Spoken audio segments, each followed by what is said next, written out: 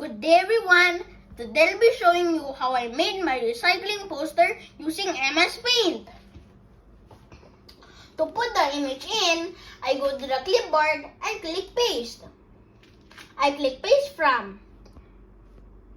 I click the image, then I click open. In the picture, I am holding recycled maracas. I select the picture and I resize the image to make it smaller and fit in the frame of the picture. For the background, I use fill with color and use the color blue.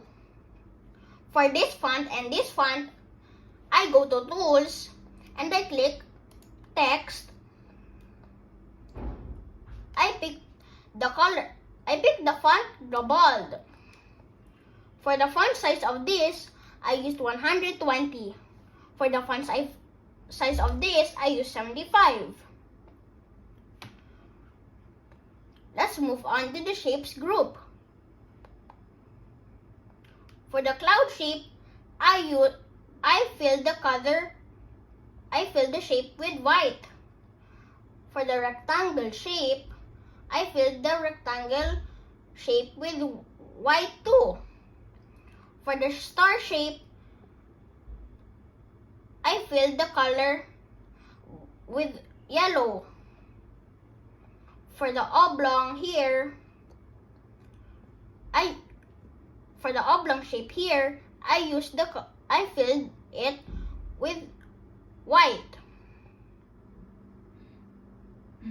For the earth, I used oval shape, and for the ocean, I filled it with dark blue. For the land, I used the cloud shape. I used cloud shapes. The color of it is dark green and light green. For the North Pole, I used clouds too. And I filled it with white. For the hills, I used the brush. The colors of the hills are dark green and light green. For the flower over here, I used the six-sided star. And I filled it with the color pink. That's all everyone. Goodbye!